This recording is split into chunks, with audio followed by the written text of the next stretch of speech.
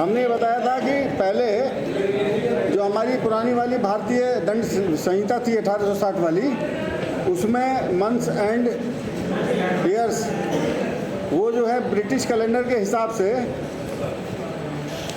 Calculate किए जाते थे। इनकी आवश्यकता कहाँ पड़ती है? जब हम माननीय न्यायालय में, हमारे जज साहब माननीय न्यायालय जब मुलजिमों को सज़ा देते हैं ना, तो वो वर्षों की और महीनों की जो काउंटिंग करेंगे वो किस हिसाब से करेंगे, तो वो हमें इस परिभाषा से मिलता है। तो इसमें सेक्शन 2 सब सेक्शन 20 में ये दिया हुआ है कि हम मंथ्स और ईयर की जो कैलकुलेशन है वो ग्रेगोरियन कैलेंडर की तरह से करेंगे। आईपीसी में ये सेक्शन जो इन्वोक था सेक्शन 49, उसमें था ये सब। अब इसके बाद जो हमने अब तक पढ़ा उसके बारे में एक हल्का सा मूल्यांकन कर लेते हैं, क्योंकि धारा 20 हो गई हैं। परिभाषा की जो 20 सेक्शंस हमने पढ़ लिए हैं। आपने कितना पढ़ा इसके बारे में आप बताइए कि हमारी जो भारतीय न्याय संहिता है वर्ष 2023, ये कब प्रवृत्ति में आई, यानी कब से लागू हुई? शाबाश। आप ये बताइए कि इस पे राष्ट्रपति द्वारा हस्ताक्षर कब किए गए? अब ये क्वेश्चन ये है कि क्या अगर कोई भारत का नागरिक भारत से बाहर किसी स्थान पर अपराध करता है तो भारत में किसी स्थान पर पाए जाने पर क्या किया जाएगा? उसके क्या किया जाएगा? हाँ, उसका विचारण किया जा सकता है। ठीक है। बीएनएस में परिभाषित बालक शब्द से क्या अभिप्राय है? सही है, चाहे वो स्त्री हो या पुरुष। अब आप जो है आइए अगली धारा सेक्शन 2 का सब सेक्शन 21 जो कहते हैं मूवेबल प्रॉपर्टी, एम से है ना, मूवेबल प्रॉपर्टी, हिंदी में कहते हैं जंगम संपत्ति। यानी कि इसमें मूवेबल प्रॉपर्टी की हमारे बीएनएस में परिभाषा निगेटिव है। निगेटिव से मतलब कोई इसकी पॉजिटिव परिभाषा नहीं है। इसकी परिभाषा ऐसे है कि ऐसी सभी प्रकार की वस्तुएं जो ज़मीन या ज़मीन से जुड़ी हुई नहीं है वो सब मूवेबल प्रॉपर्टी है। निगेटिव हो गई नहीं। ये तो नहीं बताया कि कौन कौन सी संपत्ति चल संपत्ति होंगी, ये जरूर बता देंगे जो ज़मीन से जुड़ी हुई ना हो। तो यानी क्या मतलब है इसका? जो ज़मीन से जुड़ी हुई है या ज़मीन है वो क्या है? वो इमूवेबल प्रॉपर्टी है, यानी कि वो अचल संपत्ति है। जैसे कि ज़मीन से जुड़ा हुआ मकान है, मकान अचल संपत्ति है, और मकान में जो जुड़े हुए दरवाजे खिड़की हैं वो भी अचल संपत्ति हैं। ये तो है नहीं कि सुबह निकाल लिए रात को लगा दिए, तो वो भी अचल संपत्ति है। तो चल संपत्ति क्या है? मकान के बाहर खड़ी हुई गाड़ी, स्कॉर्पियो कार, मोटरसाइकिल, बच्चे की साइकिल, आपकी पत्नी के आभूषण और बाकी जितनी चीज़ें जो जिनका डिस्प्लेसमेंट हो सकता है, जो एक प्लेस से दूसरे प्लेस पे ले जाई जा सकती हैं, वो सब हमारी चल संपत्ति हो गई हैं। इसकी परिभाषा हमारी बीएनएस की धारा 2 और उपधारा 21 में दी गई है। ओके, समझ में आ गई? चलिए, आईपीसी में ये परिभाषा कहाँ दी थी? सेक्शन 22 में। अब आ जाइए वचन।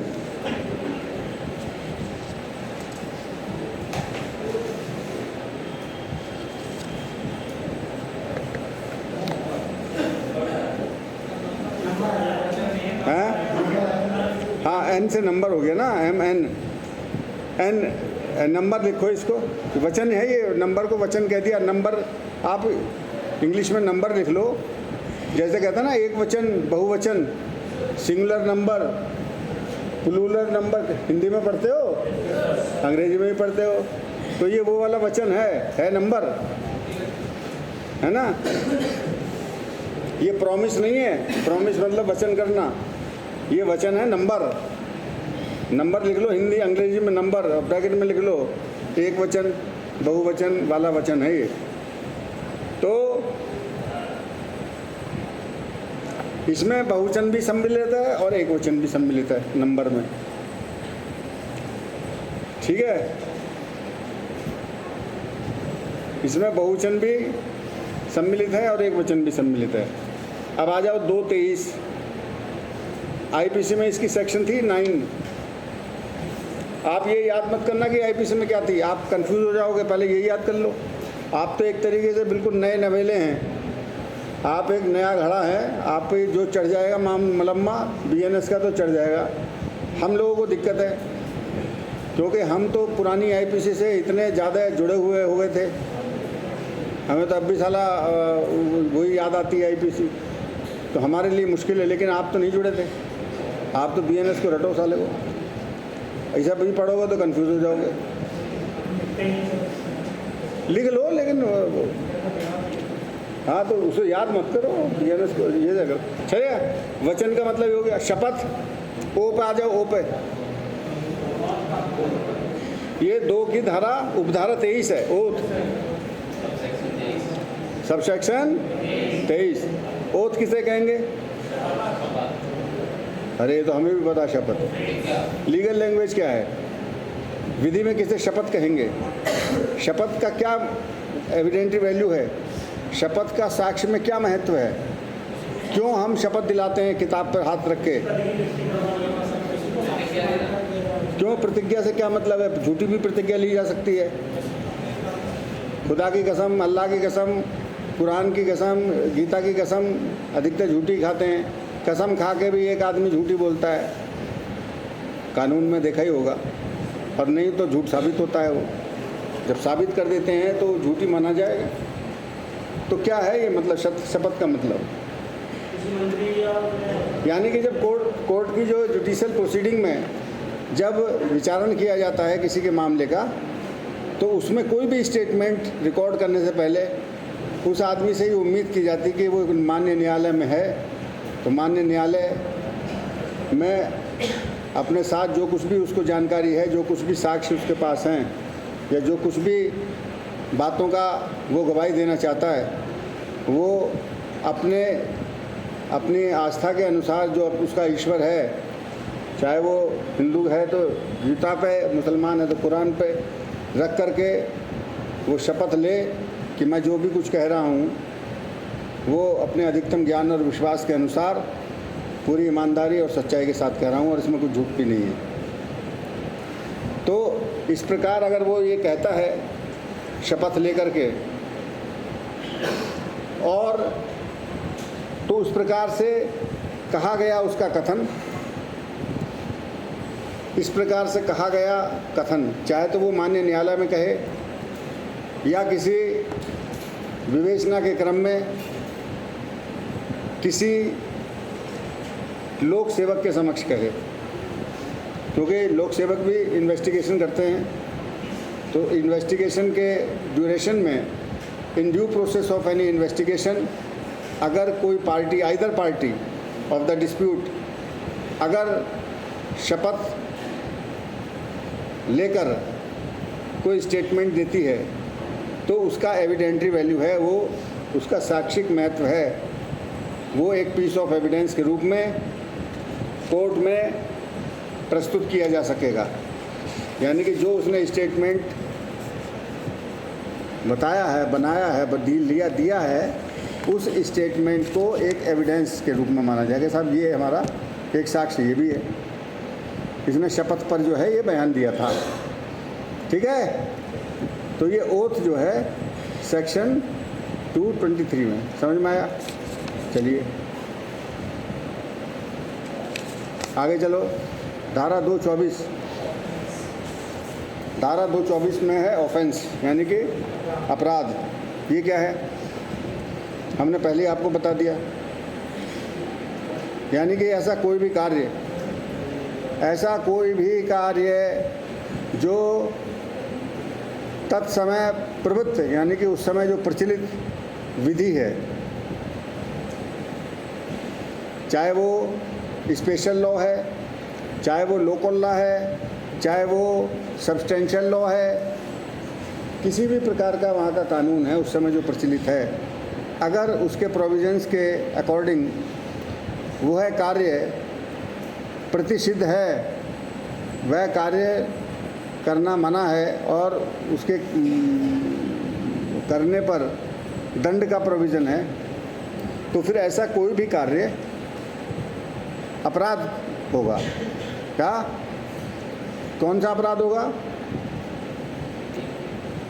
हाँ जी सरदार जी, आ जाओ। क्या बताया हमने? शाबाश। उस समय जो विधि प्रचलित है, शाबाश, बैठ जाओ।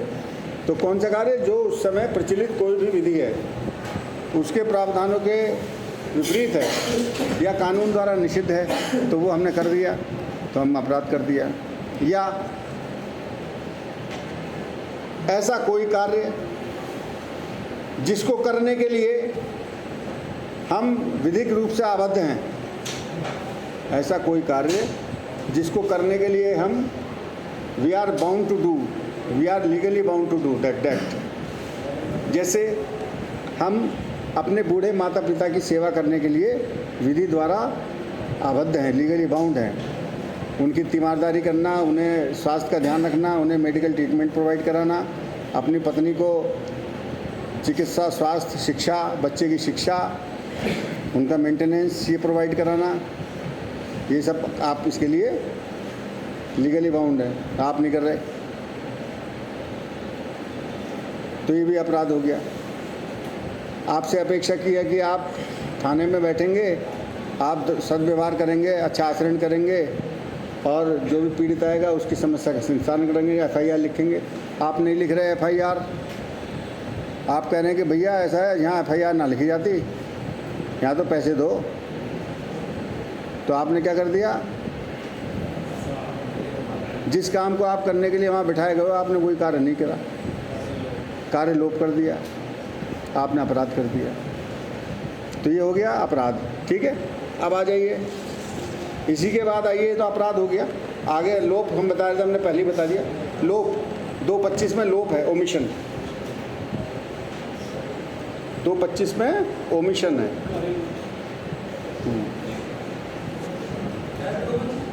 है। ओमिशन पहले जो धारा हमारी IPC की थी ना, उसमें एक्ट और ओमिशन दोनों एक ही धारा में थे, इसमें अलग अलग हो गए हैं। अब वो सब फिर वही वाले आप लफड़े में आ जाओगे, आप IPC में जाओगे फिर कंफ्यूज होगे। तो आप यही याद रखो, लोप जो है साला 25 में ही है, 225 में लोप है। ठीक है, यानी कार्य लोप, कार्य को लोप कर दिया आपने, या तो साइलेंट अप्रूवल दे दिया, मतलब आपने मौनानुकूलता होता है एक शब्द। आपके यहाँ बदमाश घुसे, आपकी पत्नी के साथ जो है आपने वो कहना चाहिए, आपके वो सब बांध दिया, बांध के साथ जो है उसके जेवर वेवर छीन लिए, उतार रहे हैं और आप बैठे हैं तमाशा देख रहे हैं। तो आप क्या कह रहे हैं? आपने you have given A silent approval, कर लो भैया। ठीक है ना, अपनी और उतार के दे दी, चैन ये भी ले ले भैया, हमें माफ़ कर, तो साइलेंट अप्रूवल है। तो आपने लोप भी किया, और अब वहीं आप पुलिस वाले भी हैं, मान लिया कोई वहीं आसपास घूम रहे हैं, उन्हें पता है कि वहाँ डकैती पड़ रही है, बाबा घूम रहे हैं, ये नहीं कि वहाँ सारे एक्शन ले ले, उन्हें सूचना भी आ गई। अब वो डर के मारे कि जी हमारे पास हथियार नहीं है, कम है, हम लोग वो 10 बदमाश हैं, हम लोग 2 ही हैं, अरे और 1-2 घंटा घूम लो, बाद में जो होगा देखा जाएगा, हैं, इन्हें लुटने दो। तो उन्होंने क्या करा? कार्य लोप कर दिया। तो ये होता है ओमिशन, इसके लिए भी दंड है। ठीक है, अब आ जाओ आगे। ये आज निपटा देना है आपका। चलो, व्यक्ति, पर्सन 225 पे पर्सन आ गया।